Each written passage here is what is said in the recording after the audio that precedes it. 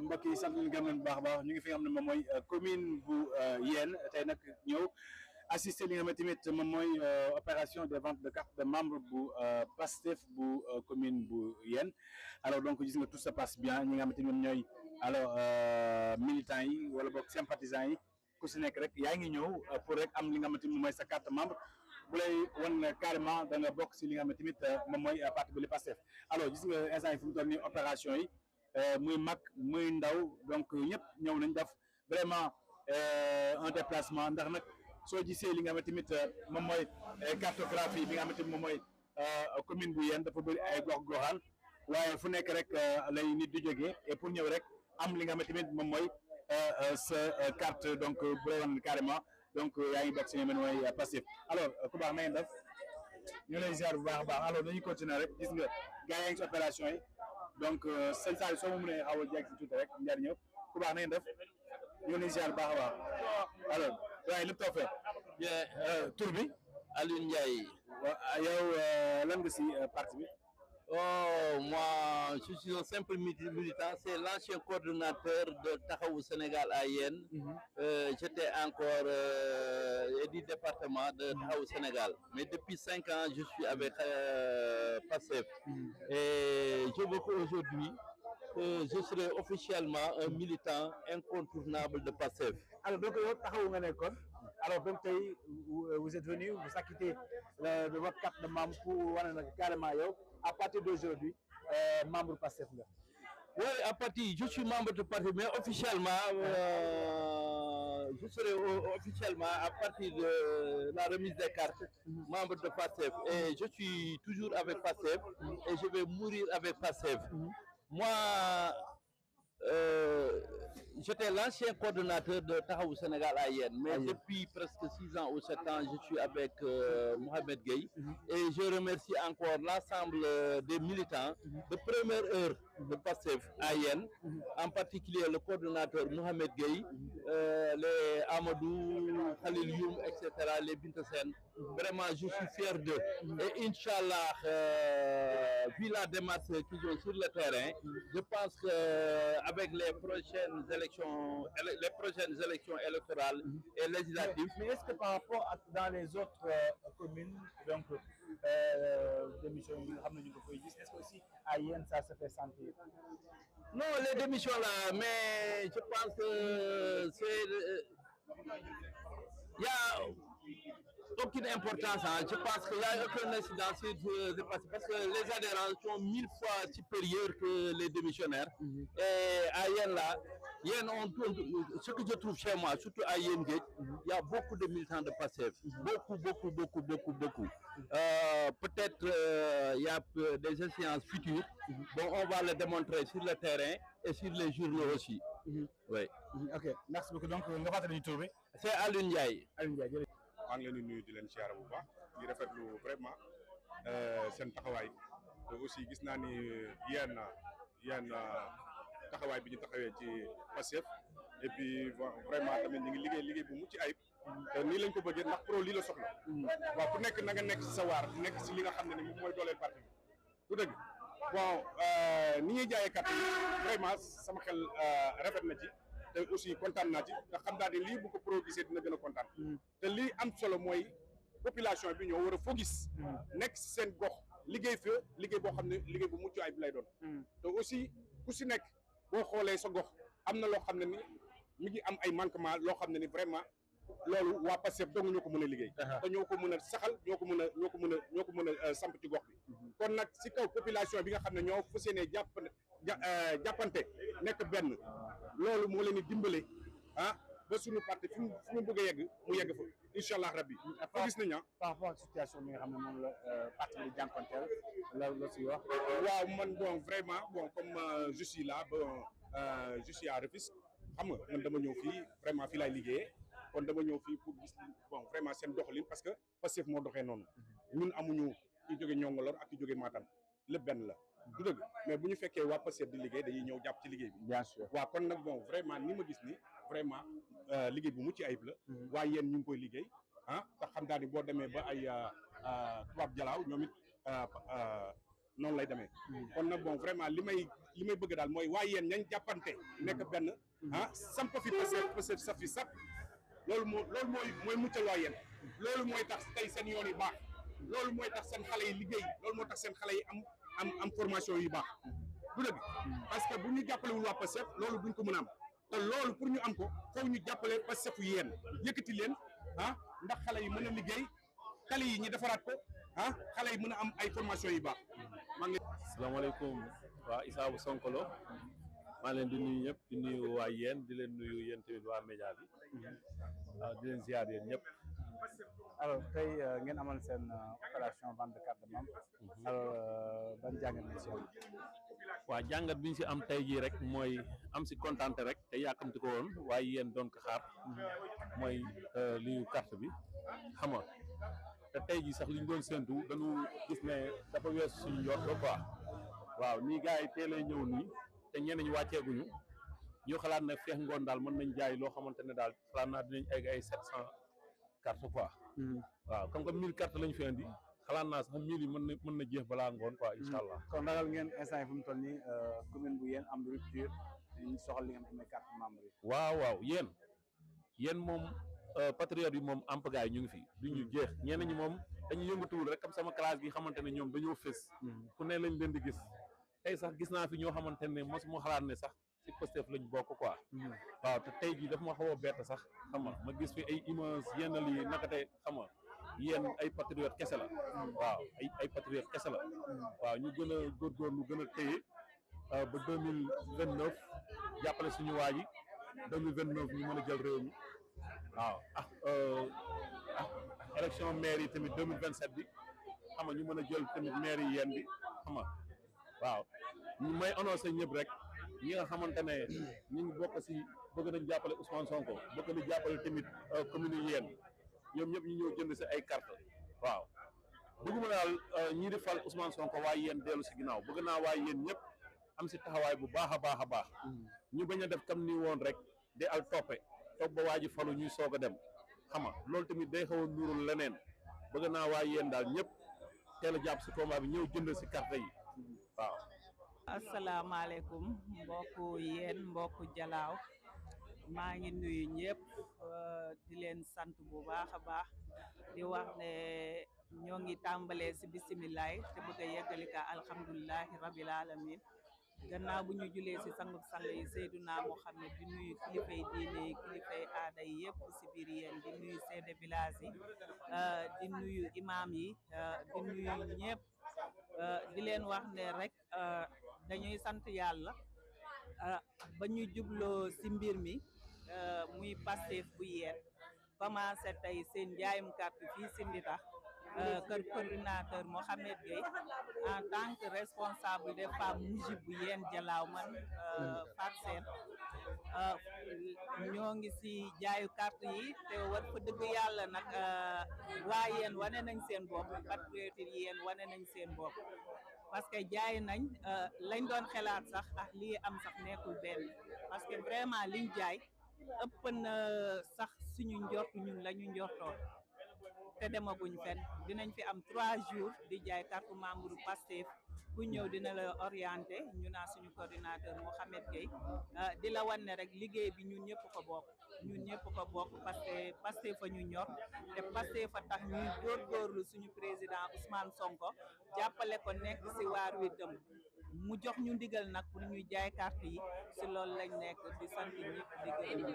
ñëw pour rek vraiment montrer salaamaaleykum yaay boy. maaleykum salaam ñu ngi lay ziar tur bi. maa ngi tudd Mariama Kiki Sané. dëkk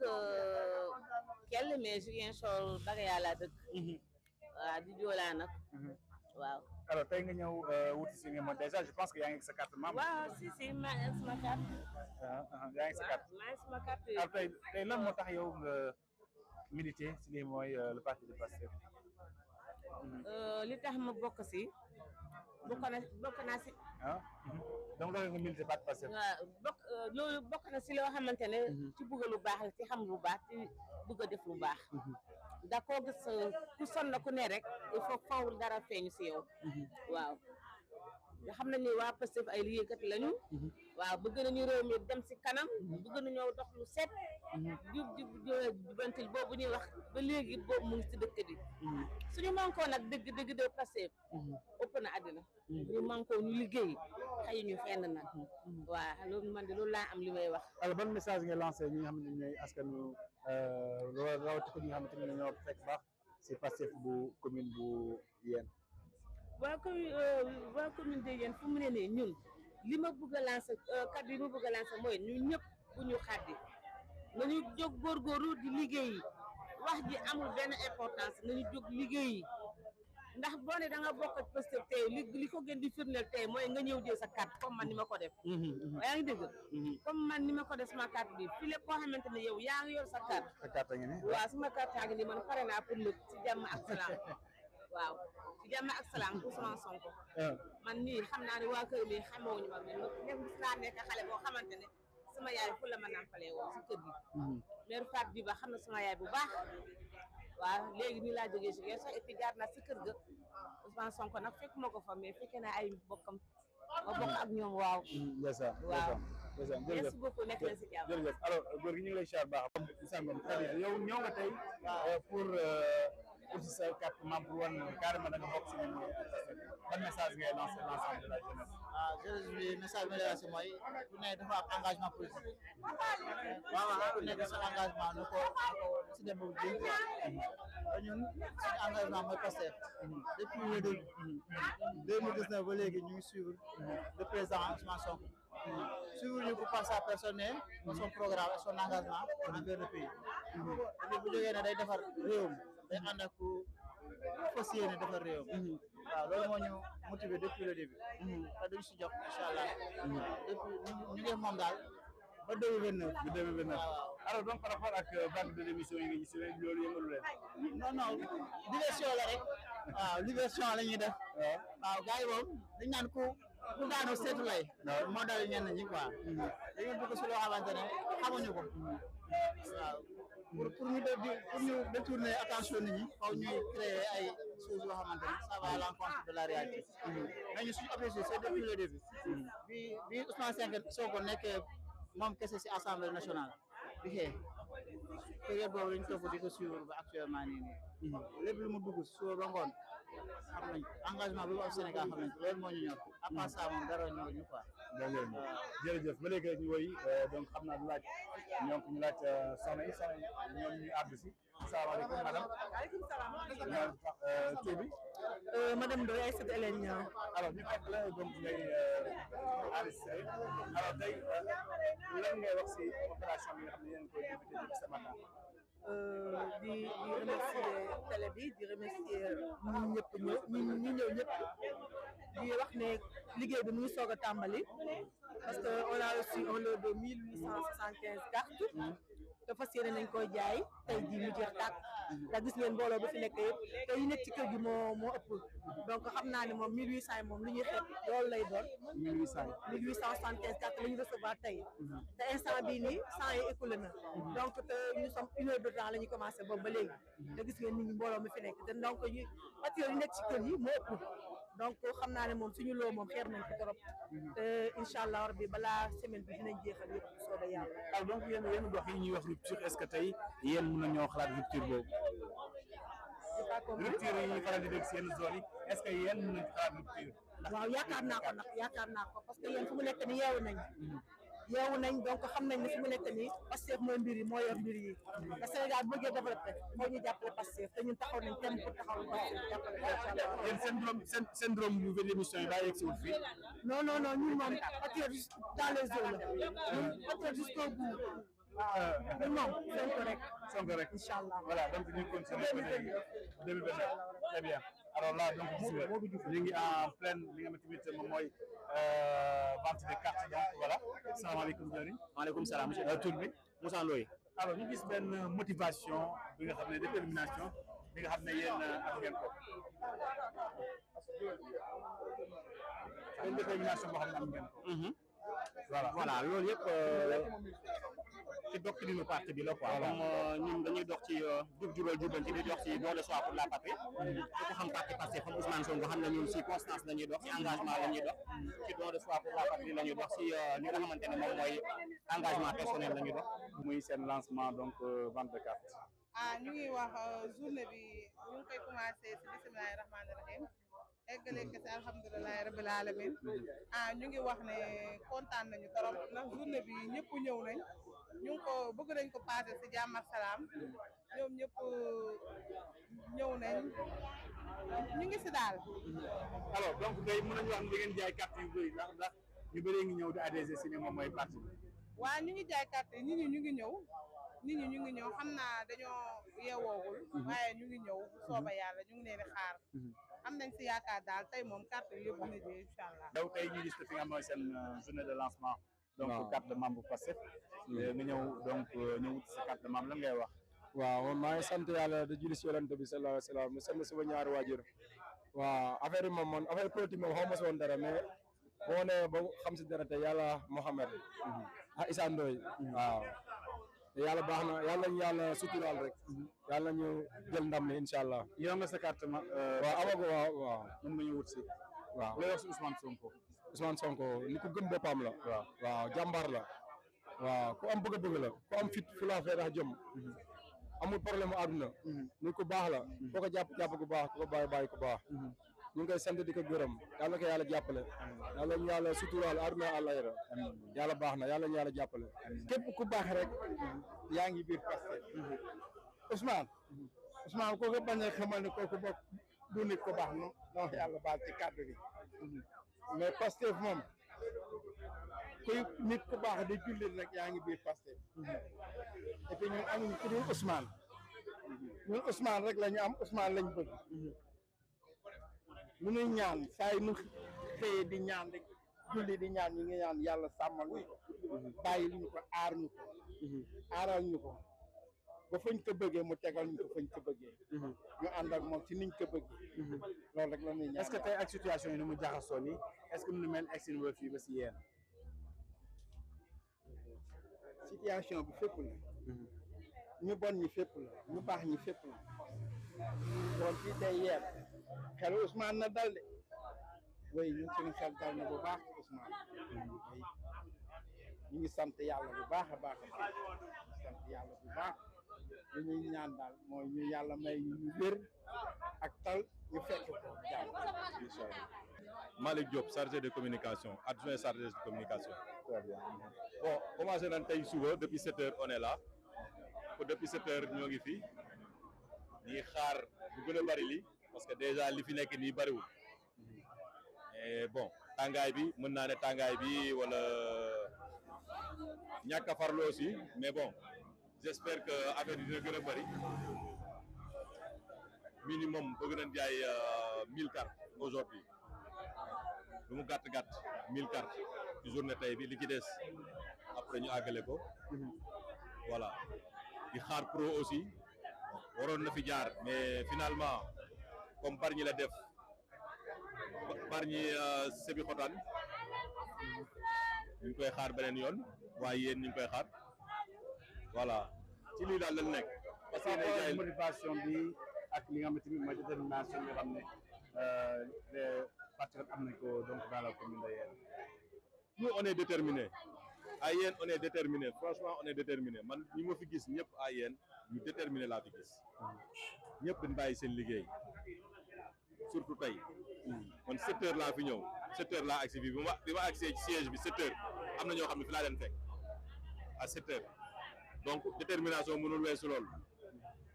te gëm naa ne bon tàng na c'est vrai tàng na nawet lañ nekk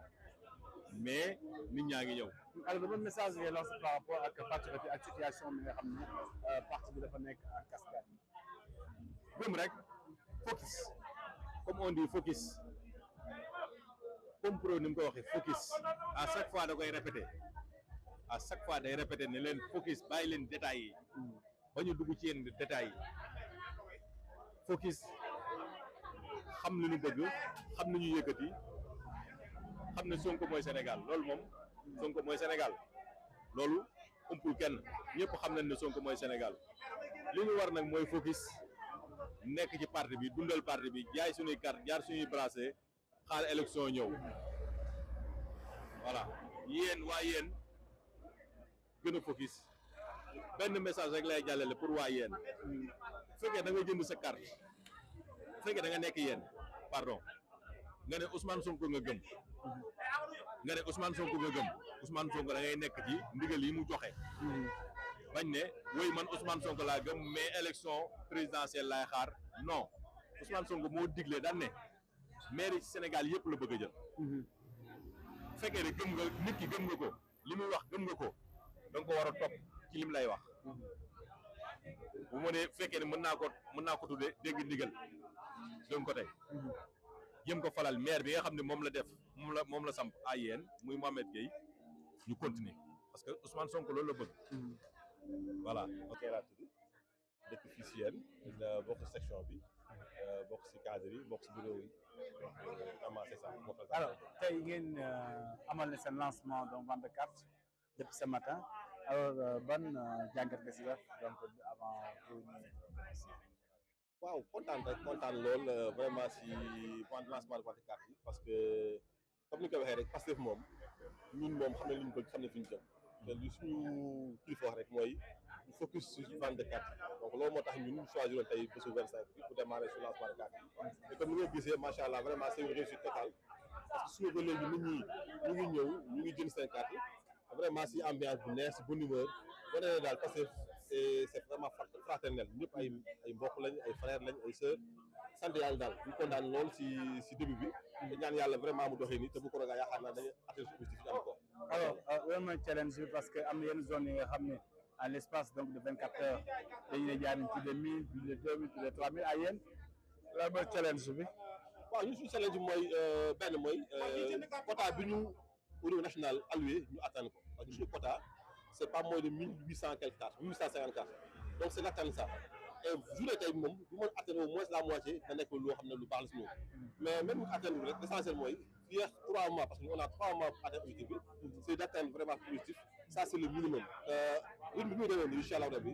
am naa yaakaar ne dañ atteindre ba dépasse bu soobee yàlla comme partout au niveau du Sénégal. Allez, merci beaucoup. D'accord, merci, c'est moi qui le commissaire. Merci, c'est Idrissa Senghor, maire de la commune de Moulom et commissaire par ailleurs de la commune de Yène. Alors, nous sommes là ce matin sur instruction du parti, suite aux instructions données par la direction, qui a demandé à l'ensemble des fédérations de s'organiser, de se mobiliser et de vendre les cartes. Alors, le cap était clair, on a dit 1 million de cartes. Donc, pour Yène, un quota de 1854 cartes a été octroyé. Nous sommes venus avec 1000 cartes pour la première étape. Alors, nous remarquons qu'ils sont assez organisés, déterminés, et nous avons bon espoir que d'ici le soir, le maximum de cartes seront vendues. Alors, donc, dès les premières heures, quelle est la situation donc, par rapport aux ventes de cartes ici dans la commune? Alors, tout se passe très bien. On a trouvé des militants déterminés, engagés et qui adhèrent à la cause. Donc, comme j'ai indiqué, c'est le début. Nous avons bon espoir que d'ici le soir,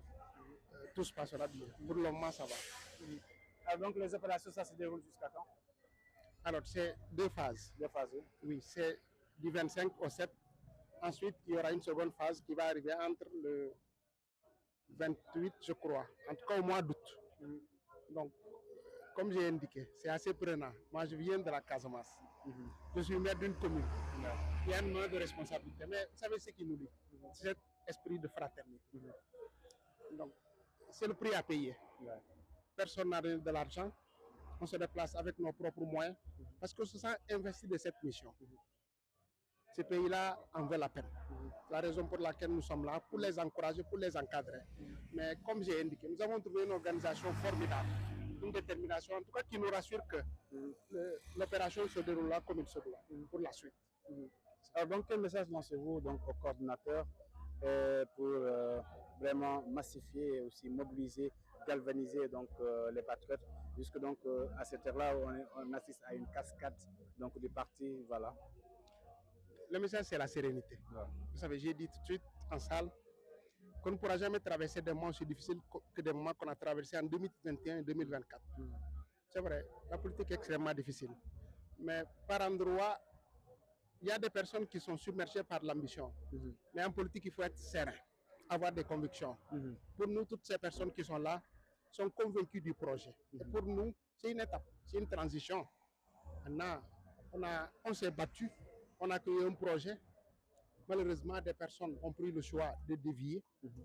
Mais le reste, soyez sereins et croyez que d'ici quelques années, tout ce qu'on a promis aux populations sera mis en œuvre au bénéfice des Sénégalais. Pour tàmbali sama kàddu rek déjà damay remercier monsieur le commissaire mon frère Idrissa Senghor déjà ci voyage bi mu def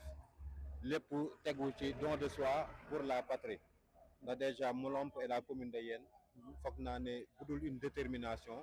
budul une conviction foog naa du ko def surtout que ñun suñu gëm-gëm nekkul dara loo xam ne dañ ñu koy jox pour ñu déplacer wu donc il s'est déplacé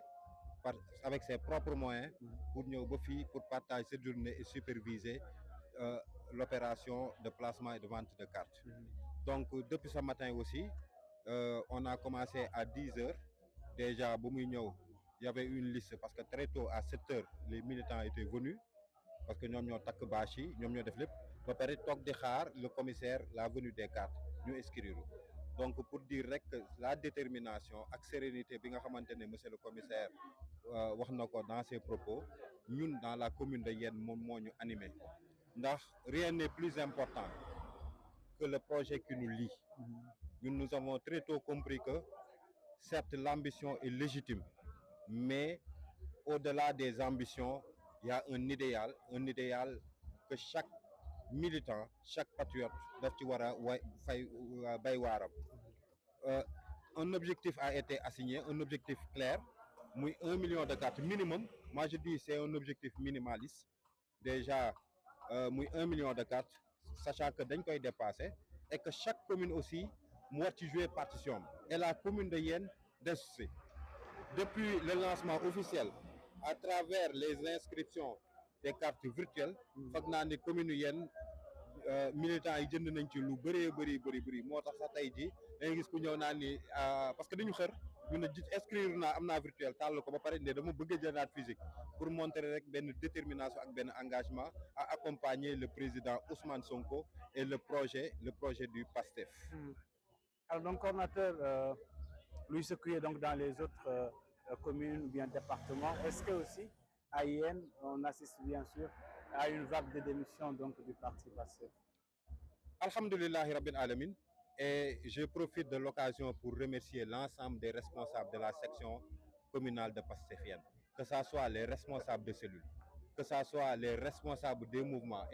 ou même les responsables membres du bureau politique et même les militants simples. Ndax nous n'avons enregistré aucune démission, aucune personne boo xam ne nii jóg na sax ba xalaat sax leneen lu bokkul ak sa projet qui nous lie. Parce que c'est important en réalité. Ñun, j'ai l'habitude de le dire, ñun il lébu lañu parce que c'est important de le rappeler. Ab lébu du ordre. Ab lébu du ordre. Ñun jamais nous ne trahirons notre serment. Et notre serment, ce n'est pas un serment de servir le président Ousmane Sonko. C'est un serment de servir le Sénégal à travers l'engagement, à travers un engagement dans le parti PASTEF. Donc ñun tey monsieur le président Ousmane Sonko ci boppam le président du parti gëmatul sax ce projet qui nous lie ñun dañuy dem continuer di gëm ce projet mooy un Sénégal meilleur, un Sénégal où tout ñëpp li ñëpp bokk ñëpp koy bokkandoo. Donc loolu moom alhamdulilah te yaakaaruma ñu ngi def lu leen neex nag ñu ngi dugg fii am na benn ministron boo xam ne nii fii la dëkk ñëpp xam nañ ko mu jiite parti féewale chaque jour mu dugg fi jéem a xëpp xaalis mais les patriotes dañuy daje ñun ak ñoom ci terrain bi parce que c'est important de le rappeler. Au-delà mu dëkk Rufisque est-ce que Guy Mouride fii la am këram ci commune bii lu ñëw mu ngi ñëw di jéem a xëpp xaalis di jéem a nangam waaye li mu ñàkk xam te teel na ko xam sax gis naa ne tànk yi teggi na tànkam xam na ne ñun ay lébu lañ et nous sommes fiers te ñun dañu or mu ngi def lu mu mën nag waaye fii du baax bii du yooyu. Des opérations. Effectivement. Asalaamaaleykum maa ngi nuyu ñëpp di teg nuyu bi si sama frère sama xarit di Assane Diop nga xam ne moom mooy coordonnateur départemental bu Pastef Rufisque di nuyoo le coordonnateur de la section communale Mohamed Gueye sama xarit mais aussi di nuyoo monsieur Idrissa Senghor monsieur le maire bi nga xamante ne jóge na fu sori pour ñëw fii tey en tant que commissaire parce que parti bi moom la tànn pour mu nekk commissaire donc maa ngi tudd Aboubacar Sidi Sonko man maay superviseur département de Rufisque donc di wéyal sama liggéey boo xamante ne parti bi moom la ma sas maanaam superviser la vente des cartes au niveau du département de Rufisque à travers les 11 régions week-end passé jotoon nañu lancé nag ci 6 communes tey ñu wéyal liggéey bi aussi ñu waaj di lancé aussi dans les 5 autres communes qui restent mooy loo xamante ne les 11 communes de Rufisque waaye man su ma fi tegee tànk ci commune yéen damay am benn sensation particulière moom laa wax tout à l'heure coordinateur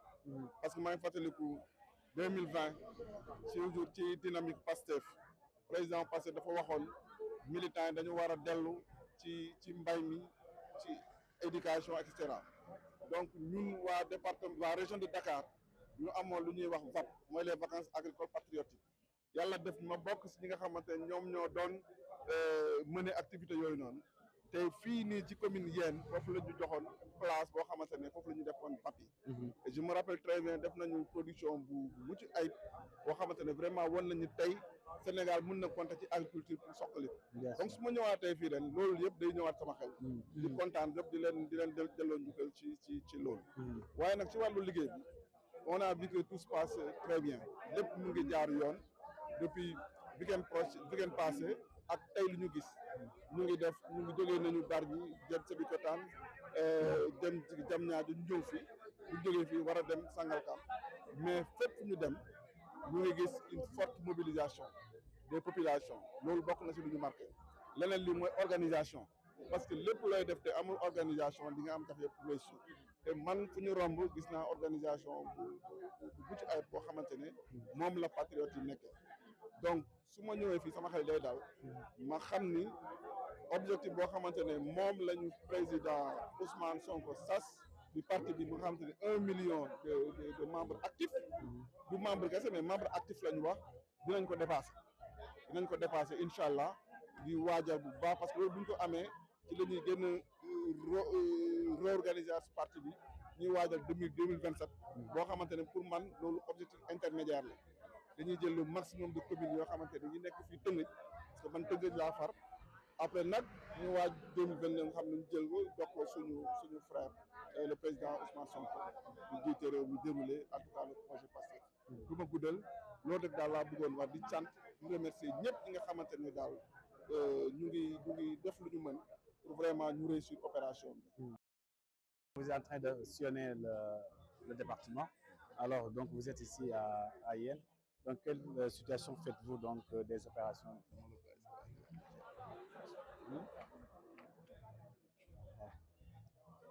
salaamaaleykum waa askanu Yène ñoo ngi leen di nuyu bu baax di leen ziar tey nag dañoo am mbégte ak contentement ñëw fekk si patriotes yi nga xamante ni ñoo nekk Yène balaa ñuy tàmbali dañ leen di nuyu bu baax a baax mais jël nuyoo bi teg ko ci loxo suñu vaillant coordonnateur monsieur Mohamed Gueye di le coordonnateur communal de Pastef Yène muy un coordonnateur qui fait un travail excellent un travail remarquable wax dëgg yàlla depuis bi mu nee coordonnateur Pastef Yène sànq Aboubacar wax na ko sànq accueillir na activités yu bëri yoo xamante ni lu jëm ci wàllu Pastef la ñu gën koo xam ci les vacances agricoles tey vacances agricoles patriotiques bu fekkee parti bi def na ko nañu xam ne ci Yène fii la ko lancé te ki nga xamante ni moo ko accueillir c'était Mohamed Gueye mi nekk sama càmmoñ tey nag nous sommes ici dans le cadre des lancements sax laay wax de la vente des cartes de membres week-end passé ñu lancé woon ko ci quelques communes à savoir Rufisque Est Rufisque Nord voilà ak ay yeneen communes yi nga xamante ni yu ci mel ni ay Tivaouane Peulh ay Bambilor tey nag Yène waroon lancé Diamniadio Sébi ak Bargny le président Ousmane Sonko également waroon jaar ci département bi war a dem Bambey donc tey yàlla dogal mu jaar Bargny pare jaar Sébi pour mën a dem Xombol ngir mën a dem Bambey donc prévoir pour beneen jour ñu xool lan lay ñëwee def yeneen communes yi nga xamante ni ñoo des ci département bi ñu gën ko xam ci Sangalkam Tivaouane Peulh mais également Yène ak Diamniadio ñun nag en tant que coordinateur départemental ak le superviseur Aboubacar Sidi Sonko comme niñ ko faral di defee parce que tey jii moom mooy njiitul placement carte de membre yi waaye commune boo dem da nga fay fekk ay commissaire donc commissaires yi nag am na koo ci xamante ni moo ne nii sama wet di monsieur Senghor mi nga xamante ni moom c'est un maire ñëw nekk commissaire bu Yène di liggéey ki nga xamante ni mooy suñu vaillant coordinateur Mouhamed Gueye donc saa yu week-end amee rek ñun li ñuy def mooy dañuy def tournée bu ñëwee xool placement yi nan la demee xool njaay mi ndax mu ngi déroulé dans les règles de l'art xool ndax amuñu benn problème xool objectif yi ndax nit ñi dinañ ko atteindre waaye ku déglu Mouhamed Gueye ni mu waxee ak commissaire bi également ni mu waxee nga xam ni objectif bi Yène dina ko dépasser largement ndax ñu ngi may xamal ni depuis ci suba ba léegi y avait une forte affluence te loolu ñun bettuñu ci Yène ndax taxawaay boobu lañ mës di am te am nañ yaqin ni ci 3 mois yi des waxuma la 3 mois sax waaye ci semaine yi am naa ni semaine bii buñ ko jeexalee Yène dina demaat demander yeneen carte de membre donc loolu li muy firnde mooy 1 million de carte de membre Ousmane Sonko di wax patriote yi dañ ko nar a dépasser largement donc loolu man daf may permettre ma wax ni ku yéex doo am carte de membre ndax 1 million de carte de militants actifs lañ wax te militants actifs identifiés et identifiables ndax fi ñu jëm dafa sori ku gis contexte politique bi nu mu demee nii landerneau bi jaxasoo xam ne sénégalais yi président Ousmane Sonko lañ jox doom donc jox ko nopp nag li ñu ko war a matérialiser mooy jënd sa carte de membre pour toog xaar bis bu rafet ñu won ko ni sénégalais yow la ñu àndal loolu nag du liggéeyu benn commune du liggéeyu benn département liggéeyu Sénégal gépp la waaye commune bu ne na nga xam da nga ciy bay sawar donc kenn warul banque loxo ñu ngi remercier ñëpp may remercier ñi ñu fi àndal parce que commissaire bi nga xamante ni moo nekk Diamniadio tey bi ñu fa jaaree dafa ni daf ñuy accompagner muy Moulay Fall mooy adjoint commissaire bu Diamniadio il a fait le déplacement mais il y a une grande partie également de la JPS départementale ñoom aussi dañ def délégation ñëw topp si loolu yëpp nag li ko waral mooy liggéey Mouhamed Gueye parce que dañu ne nu ñu mënti def dinañ dem ci Mouhamed dooleel ko xool liggéeyam jaajëfal ko loolu moo fi newoon suñu tànk di gërëm ñëpp di sant ñëpp di remercier population yéen bépp di wax yàlla nañu yàlla may bu fekkee ko te tal ko te incha allah Yène ca kaw ca kanam